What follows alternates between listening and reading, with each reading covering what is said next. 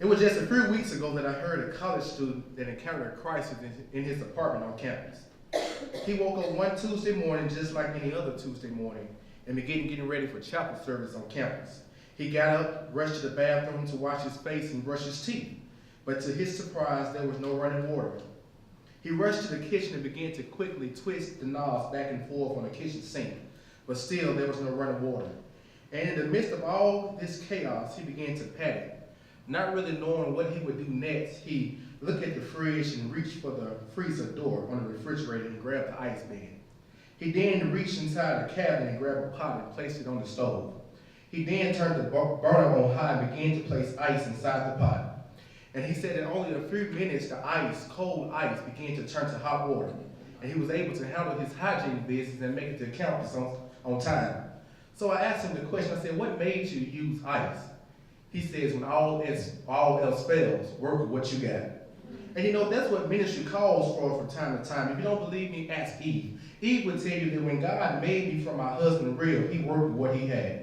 Come here, Moses. Moses said that when God told me to tell Pharaoh to let my people go, all I had was a stuttering tongue and a wooden snout, but I had to work with what I had. When God told Abraham to sacrifice his only son, all he had was a spirit of obedience and faith, but he had to work with what he had. When God told Noah to save a world that God was destroying, all Noah had was his ark, his wife, kids, and some animals, but he had to work with what he had. When David had to defeat Goliath, all David had was 5 rocks and a slingshot, but he had to work with what he had. And when the world was so out of order, there was no one else to lead it in government. God wrapped himself in flesh and worked with what he had. You got to work with what you got. I know you're looking at me and saying, young preacher, how do I work with what we got? So let's have a conversation. Young preacher to young preacher dialogue. Let's have young preacher talk. Let's be real with one another.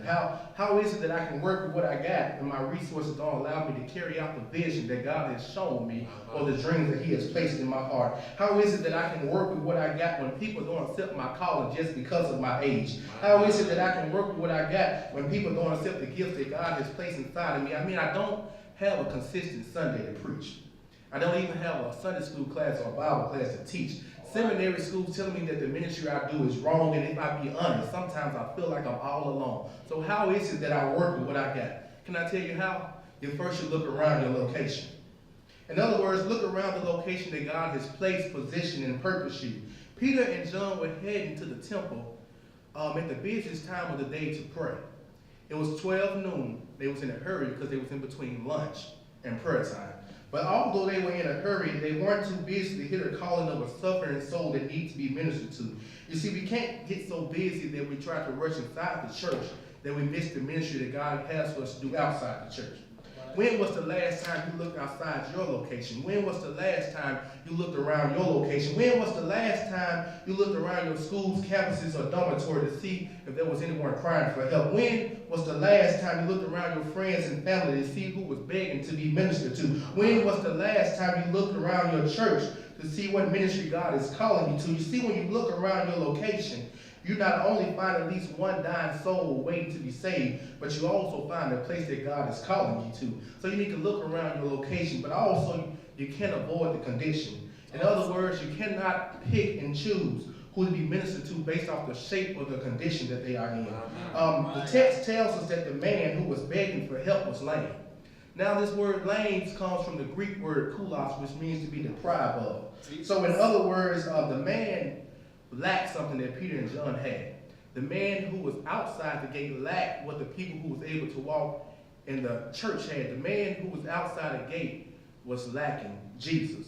But despite of this man's condition, Peter and John gave this man attention. You see, you can't be so afraid of someone's condition that you don't give them attention. When you encounter that person struggling with a spirit of homosexuality or lesbianism, don't be afraid of the condition. When you encounter that person who claims to be an atheist, but they really haven't gotten a chance to know Jesus for who he truly is, don't be afraid of the condition. When you encounter that teenage girl who's pregnant for the second time, don't be afraid of the condition. When you encounter that teenage black boy who wears a hood on his head and his pants 2 inches below his waist. Don't be afraid of the condition. When you encounter that person who's locked behind prison bars, give him attention. When you encounter the sick person in the hospital room who's not your family or friend, don't be afraid to give that person attention. And when you find somebody stuck outside the church, instead of sitting down with you inside the church, somebody needs to give that person attention. So not only do you need to look around your location, not only must you not avoid the condition, but you also must just apply Jesus.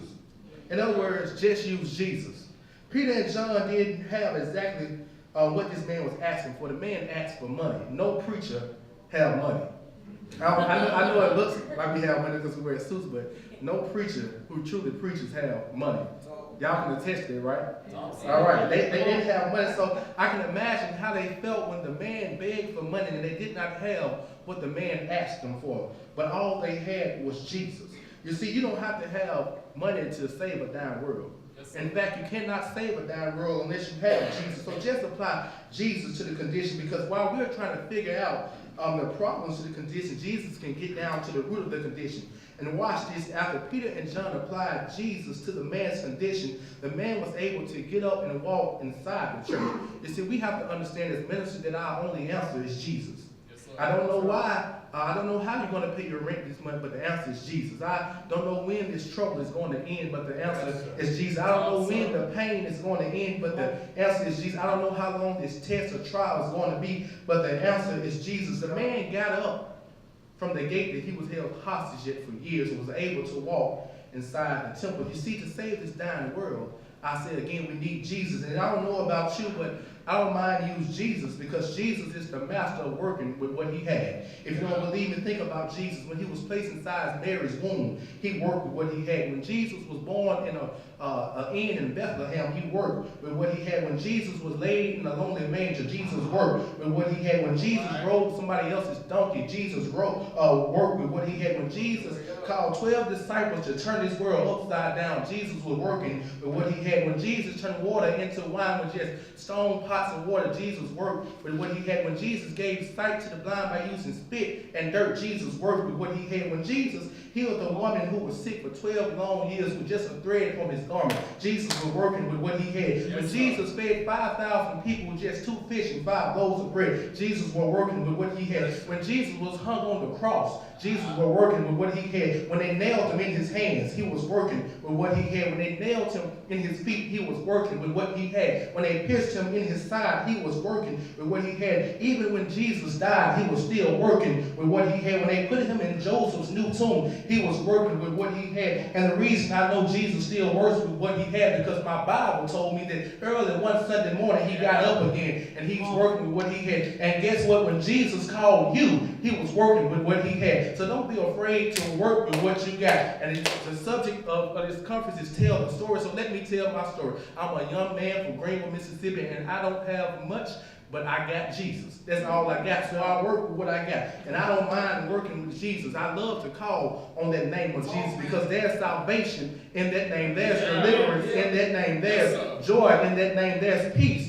in that name. Love is that name. There's something about the name of Jesus. There's something that we must proclaim. Who is Jesus? Jesus is my rock in a weary land. He's my bread in a starry land. He's my way maker. He's my heart regulator. He's my mind fixer. He's my joy and sorrow. He's my hope for tomorrow. He's my shelter in the starry land. Jesus is my all in all, and I don't mind working for Jesus. So when I preach and teach, I'm going to work with what I got. I'm going to preach Jesus. When I go to school and have to write an exegetical paper, I'm going to write about Jesus. When I'm driving down my car and I'm scared of the highways or the interstate, I'm going to drive with Jesus. Work with what you got. I don't know what God has really called you to do, but if it's preaching in prison, work with Jesus. If it's preaching in a hospital room, work with Jesus. If it's teaching seminary, teach with Jesus. If it's going out to be a social worker, go visit those families with Jesus. Work with what you got. Your gift is Jesus. Amen. Amen.